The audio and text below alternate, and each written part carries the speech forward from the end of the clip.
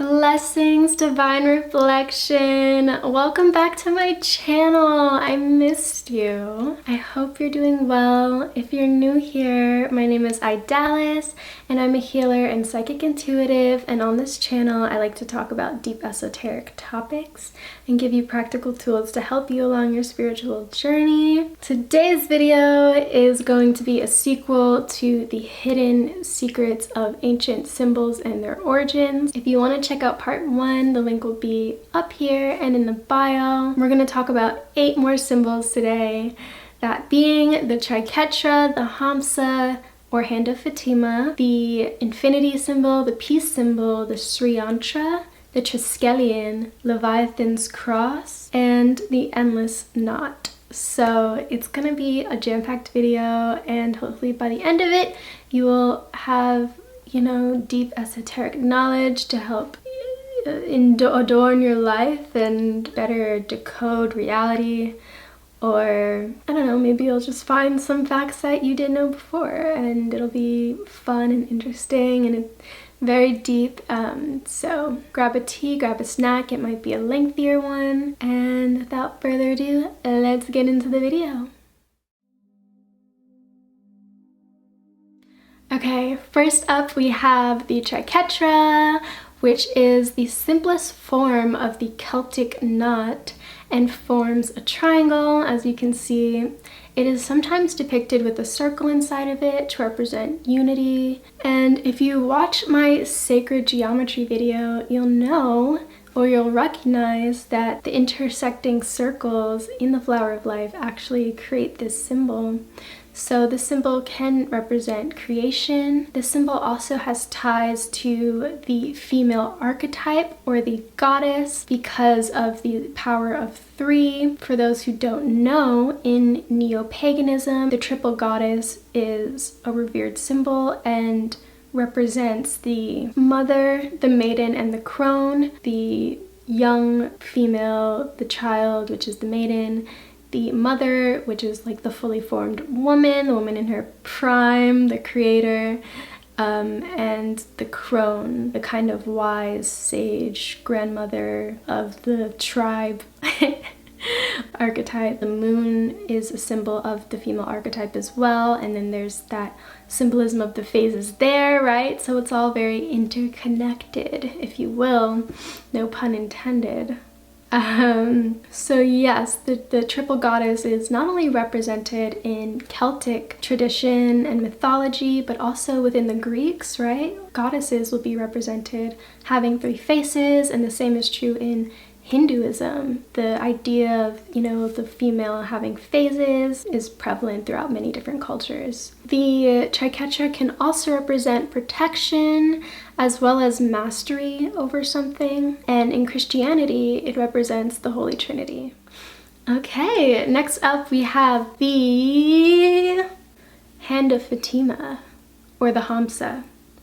And this is a hand-shaped amulet that is prevalent within the Middle East. The Hand of Fatima will often be depicted with a Nazar or an evil eye in the center of it. And like the Nazar, the Hamsa represents protection from evil, curses put against someone, or malicious intent in general, jealous gaze, right, and things of that sort. On the contrary, it actually is meant to bring in good fortune, bring in positive blessings, positive energy into one's auric field, into a space, etc. So the first origins of the Hamsa actually originated in ancient Mesopotamia and Egypt, and then eventually made its way to Phoenicians and Persians, and then to the Turks and Greeks, but is also prevalent throughout many different religions. Fun fact, Muslims will actually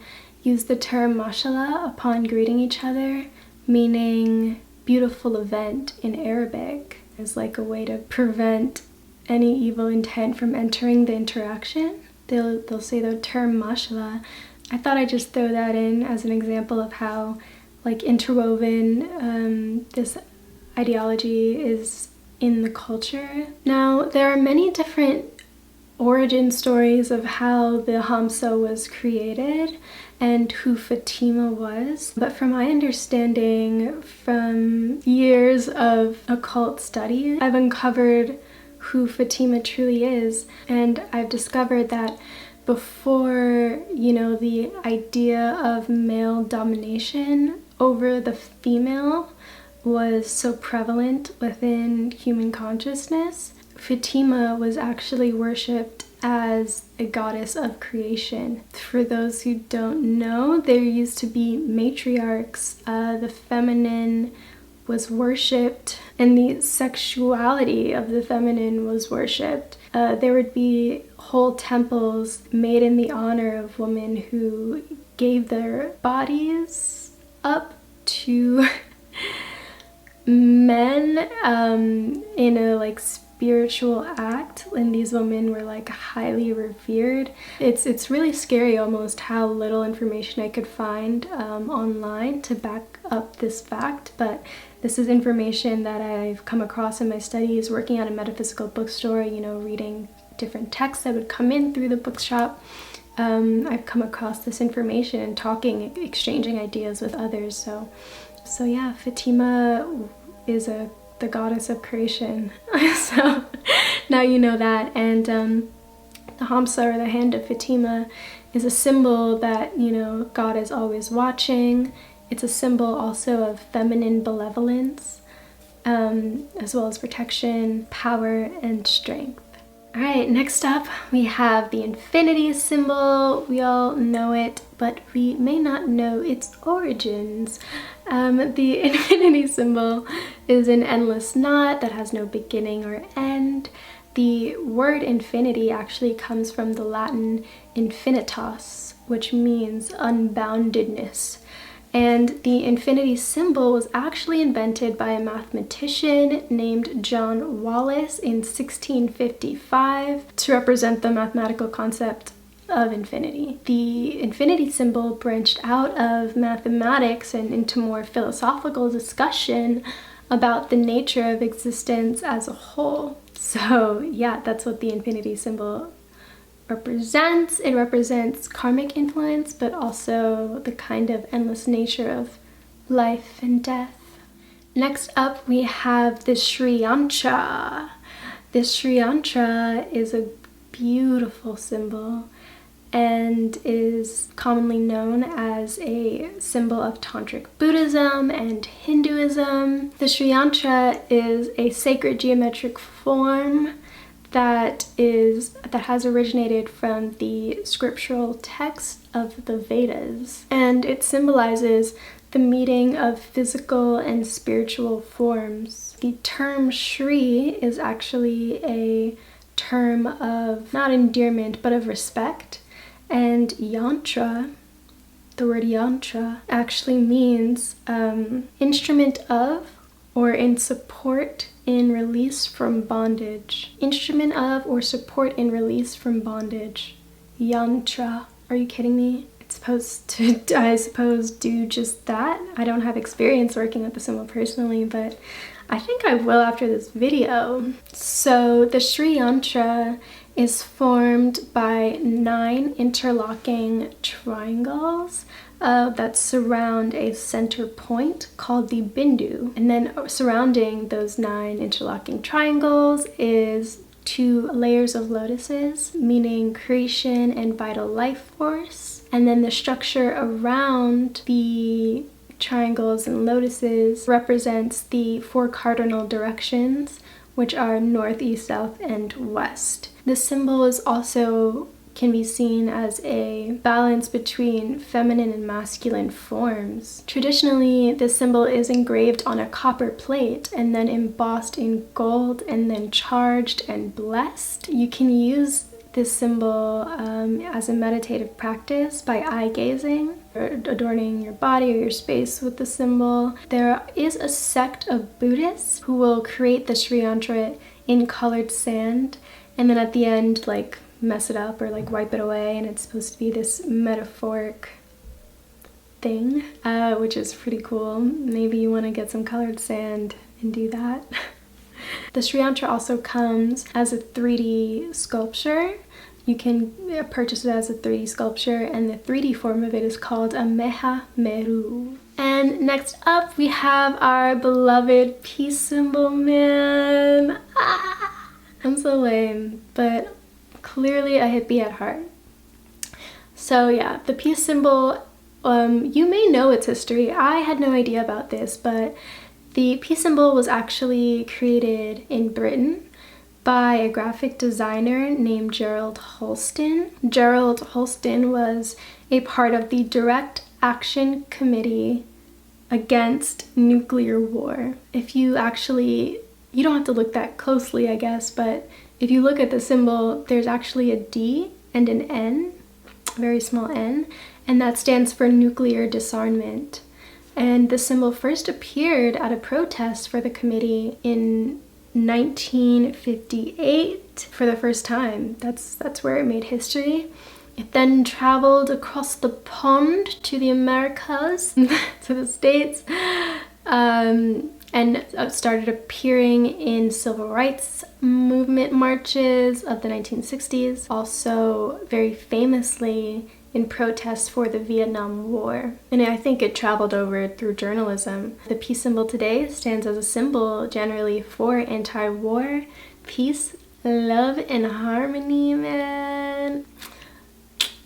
Next up, we have the Triskelion, which comes from the Greek word triskelies, meaning three-legged, but is also given the name triple spiral. The origins of the Triskelion dates back to the Neolithic age and has traveled through many cultures throughout time. Because of this, you know, its original origins remain a mystery, or its original sort of meaning is similar to the Triquetra in that, you know, there is the example of three being there. The spiral is also a symbol of creation, which we talked about in the first video, right? I also have read that it represents different trinities, so like life, death, and rebirth, the higher realms, the middle realms, and the lower realms, as well as like body, mind, and soul.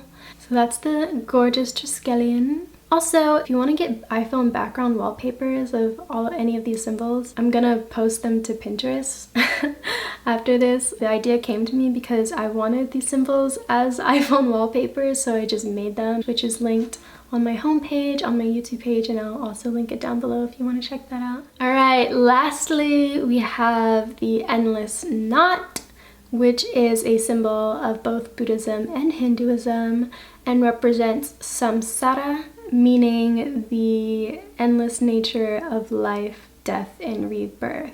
The endless knot is one of 8 auspicious symbols within Buddhism.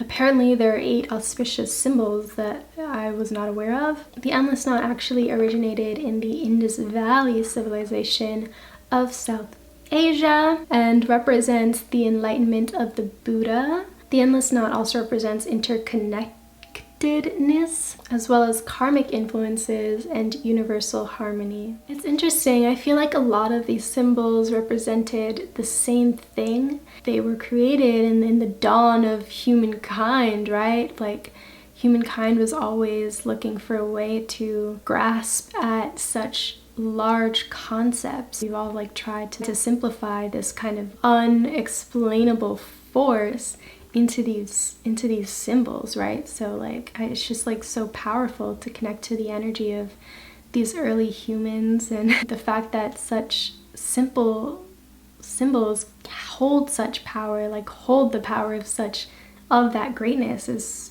also very, very, I don't know if there's a word for it. English needs a word like yantra.